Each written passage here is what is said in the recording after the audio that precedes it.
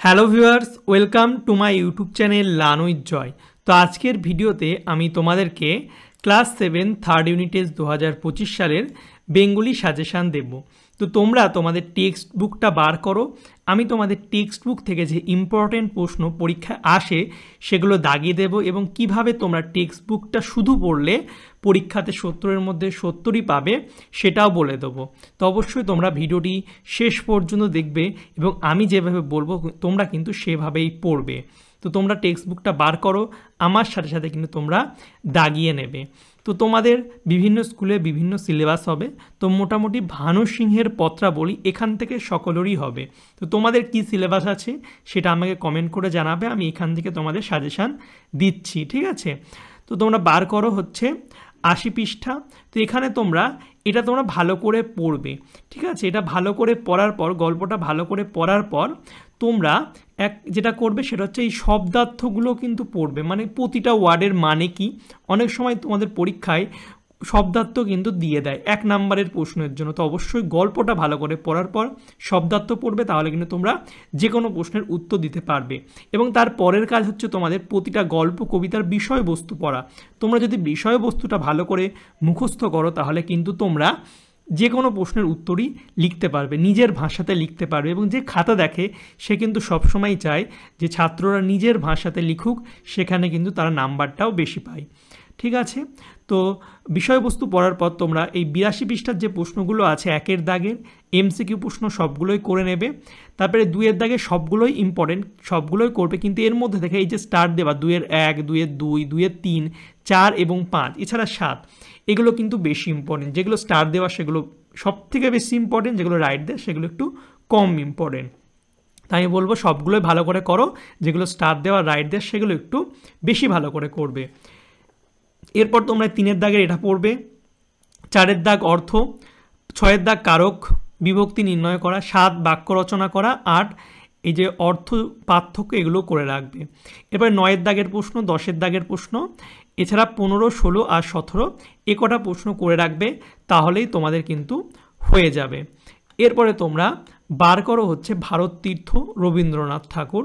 তো কবিতাটা তোমরা ভালো করে পড়বে এবং এখান থেকে 1, 2 খুব ইম্পর্টেন্ট স্টার দেওয়া, 3, 4 পড়ে রাখবে, 5-এরটা স্টার, ঠিক আছে, 7 স্টার, 8টা নম্বরের প্রশ্ন এটাও পড়ে রাখবে, 10-এরটা স্টার। তো এই কটা প্রশ্ন করবে। এছাড়া তোমাদের টিকা খুব দেয়, তো এই টিকাগুলো দেখে রাখবে। এর মধ্যে হচ্ছে এটা দ্রাবিড় আর হচ্ছে ইংরাজ, এই কটা কিন্তু টিকা বেশি দেয়, ওঙ্কার ধ্বনি, দ্রাবিড় আর হচ্ছে ইংরাজ, এই কটা টিকা তোমরা বেশি ভালো করে করবে। এই 3টে হয়ে গেলে বাকিগুলোও করার চেষ্টা করবে। যারা ভালো ছাত্র, ভাবছো রিস্ক নেবে না, তারা কিন্তু সবগুলোই করে রাখবে। এরপরে 15-এর দাগের এই প্রতিশব্দ এগুলো পড়ে নেবে, শব্দার্থ তো পড়তেই হবে, এছাড়া বিষয়বস্তু অবশ্যই পড়তে হবে। আর 16, 19 আর 20 ব্যাকরণের জন্য এগুলো পড়ে রাখবে। এছাড়া রবীন্দ্রনাথ ঠাকুরের যে এখানে কবি পরিচিতি দেওয়া আছে একবার রিডিং পড়ে নেবে। এছাড়া এই যে এই লাইনটা আছে এটা কিন্তু ইম্পর্টেন্ট, এখান থেকে অনেক স্কুলে কিন্তু প্রশ্ন দিয়েছে বিগত বছরগুলোতে। এরপরে স্বাধীনতা সংগ্রামে নারী, এখানে তোমরা প্রথমে এটা ভালো করে তোমরা পড়বে প্রথমে, তারপরে যে শব্দার্থ আছে সেগুলো পড়বে এবং বিষয়বস্তুটা পড়ার পর 1-এর দাগের এই প্রশ্নের উত্তরগুলো তোমরা করবে, নিজেরাই পারবে। তারপরে 2-এর দাগে সবগুলোই করার চেষ্টা করবে, কিন্তু 2-এর 2, 3, 5 আর হচ্ছে 7, 8 এগুলো একটু বেশি ইম্পর্টেন্ট। 3-এর দাগের 2টো প্রশ্ন ইম্পর্টেন্ট, এর মধ্যে একটা প্রশ্ন কিন্তু তোমাদের পরীক্ষা দেওয়ার সম্ভাবনা আছে। এছাড়া 6, 7 এবং 8 এই কটা প্রশ্ন তোমরা করে রাখবে। 9-এর দাগ করবে এবং 10-এর দাগ হচ্ছে ভীষণ ইম্পর্টেন্ট, এক কথায় লেখো, এখান থেকে কিন্তু একটা প্রশ্ন পরীক্ষায় তোমাদের দেবে। এরপরে হচ্ছে রাস্তায় ক্রিকেট খেলা, এটা ভালো করে তোমরা প্রথমে রিডিং পড়বে, টেক্সট বুক না পড়লে কিন্তু তোমরা উত্তর করতে পারবে না। তো এটা পড়ার পর বিষয়বস্তু পড়ার পর 1-এর দাগের প্রশ্নের উত্তরগুলো করবে 3, 4, 6 এবং 9, ঠিক আছে। এরপরে 101 পৃষ্ঠা 10-এর দাগ এবং 11-এর দাগের হচ্ছে 1, 3 এবং 4 ভীষণ ভীষণ ইম্পর্টেন্ট, এছাড়া 12টাও কিন্তু ইম্পর্টেন্ট।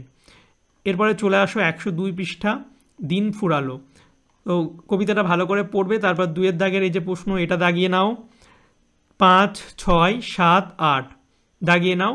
9-এর দাগেরগুলো ভীষণ ইম্পর্টেন্ট, এখান থেকে পরীক্ষায় প্রতি বছর দেয়। এর মধ্যে 9-এর 1, 4 আর 5 বেশি ইম্পর্টেন্ট, স্টার দিয়ে রাখো। 7-এরটা 9-এর 7 এটাও ইম্পর্টেন্ট, 105 পৃষ্ঠা। তারপরে ব্যাখ্যা করো, এখান থেকে একটা প্রশ্ন দেয়, অনেক স্কুলে তোমরা প্রশ্ন বিস্তারে দেখবে যে ব্যাখ্যা করো, এখান থেকে কিন্তু একটা প্রশ্ন দেয়, তো ভালো করে পড়ে রেখো।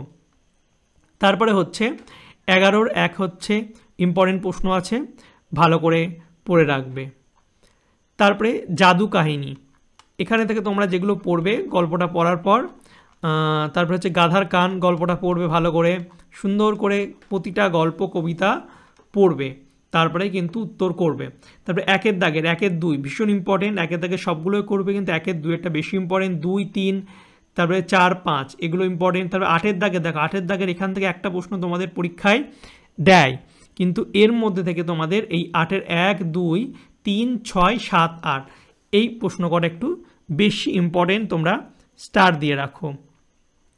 তারপর হচ্ছে ভাটিয়ালি গান জসিমউদ্দিনের, এটা ভালো করে পড়ার পর তোমরা পটলবাবু ফিল্ম স্টার এটাও পড়বে ভালো করে, এবং যে প্রশ্নের উত্তরগুলো করতে হবে আমি যেগুলো বলছি তোমরা বাদ দেবে না, কারণ বিভিন্ন স্কুলে বিভিন্ন প্রশ্ন হয়। আমি যেগুলো বলছি তোমরা যদি ভালো করে এইভাবে পড়ো, তোমরা কিন্তু যে কোনো প্রশ্নের উত্তর করতে পারবে। তোমাদের মনে হচ্ছে প্রশ্ন বেশি, কিন্তু না, তোমরা যদি পড়ো তোমরা যে প্রশ্ন আসুক তোমার উত্তর নিজেই লিখতে পারবে। তো 1-এর দাগেরগুলো করবে, পেজ নাম্বার 129। তারপরে হচ্ছে 4-এর দাগ, 6-এর দাগ, 7-এর দাগ, 8-এর দাগ, 9, 10, 11, 12 আর 13-র দাগের সবগুলোই করা উচিত, কিন্তু এর মধ্যে 3, 4, 7, 8 একটু বেশি ইম্পর্টেন্ট। 14-র হচ্ছে এই প্রথম 5টা ইম্পর্টেন্ট, 6-এরটা না করলেও হবে। প্রথম 5টা প্রশ্ন কিন্তু ভালো করে রাখবে, এর মধ্যে থেকে একটা প্রশ্ন কিন্তু 5 নম্বরের তোমাদের পরীক্ষায় দেওয়ার সম্ভাবনা আছে। এবার 15-র দাগের এই প্রশ্নগুলো করার দরকার নেই, তোমাদের 15-র 5-এরটাই কিন্তু পরীক্ষাতে আসে, তো এটাই ভালো করে রাখো। এছাড়া বিষয়বস্তুটা অবশ্যই পড়ে রাখবে। তারপরে চিন্তাশীল রবীন্দ্রনাথ ঠাকুর, এটা ভালো করে পড়ার পর 1, 2, এছাড়া 3-এর হচ্ছে 3-এর 1, 2, 4, 5, 6 এগারো প্রশ্ন ভীষণ ইম্পর্টেন্ট। 3-এর শর্ট প্রশ্ন সবগুলো পড়ে রাখো, কিন্তু এই যেগুলো স্টার দেওয়া এগুলো বেশি ইম্পর্টেন্ট। 5-এর দাগ, 7-এর দাগ, 8-এর দাগ, 10 এবং 15 এগারো প্রশ্ন করে রাখলেই তোমাদের মোটামুটি হয়ে যাবে 137 পৃষ্ঠা। তবে 18 স্টার দাও, 21 এবং 24 এগারোটা করে রাখবে। তারপর হচ্ছে দেখে নাও, এটা হচ্ছে তোমার বার করে 139 পৃষ্ঠা। এখান থেকে যেগুলো করবে এটা ভালো করে পড়ার পর 1-এর দাগেরটা করবে 142 পৃষ্ঠা, 4-এর দাগ, 5 এবং 6-এর দাগ এগুলো সবই ব্যাকরণের অংশ, 10, 11, 12, 14 এবং 15-র দাগে 15-র 1, 2, 3, 7 এবং 8 বেশি ইম্পর্টেন্ট প্রশ্ন, এগুলো স্টার দিয়ে রাখো, ভালো করে পড়বে এবং এগুলো হয়ে যাওয়ার পর বাকিগুলো সবই করে নেবে, কারণ 15-র সব কটা প্রশ্ন ইম্পর্টেন্ট। 16-র দাগের দেখে নাও ভীষণ ইম্পর্টেন্ট, তো এই 16-র 1, 2, 3, 4, 6, 7, 8 খুব ভীষণ ইম্পর্টেন্ট, সব স্টার দেওয়া আছে, বুঝতেই পারছো। তো ভালো করে এগুলো পড়ো, আশা করছি তোমরা এগুলোই কিন্তু কমন পাবে। এছাড়া 17-র 2-এরটা এই একটা প্রশ্ন করলেই কিন্তু তোমাদের হবে। বইটই একটু ভালো করে পড়ো এবং বইটইয়ের হচ্ছে বিষয়বস্তুটা ভালো করে পড়ে রেখো, যে কোনো প্রশ্ন দিলেই আশা করছি তোমরা কিন্তু লিখতে পারবে, ঠিক আছে। তো এই ছিল তোমাদের ক্লাস 7-এর বাংলার টেক্সট বেস অধ্যায়ভিত্তিক সাজেশান। তোমাদের বলে দিলাম তোমরা কিভাবে পড়বে, এভাবে তোমরা যদি পড়ো তোমরা কিন্তু বাংলা পরীক্ষার যে প্রশ্নই দিক তোমরা কিন্তু পারবে। বাংলা সাজেশান বলে তেমন কিছু হয় না, তো আমি তোমাদের দাগিয়ে দিলাম অনেক প্রশ্ন আর বলে দিলাম তোমরা কিভাবে উত্তর লিখতে পারবে। তোমরা প্রথমে টেক্সটটা ভালো করে পড়লে, প্রতিটা ওয়ার্ডের মানে পড়লে, বিষয়বস্তু পড়লে এবং আমি যে প্রশ্নগুলো বললাম সেগুলো তৈরি করলে, তাহলে যে প্রশ্নই দিক, শর্ট প্রশ্ন হোক বড় প্রশ্ন হোক, তোমরা কিন্তু নিজেরাই লিখতে পারবে এবং 70-এর মধ্যে 70 কিন্তু তোমরা উত্তর করতে পারবে।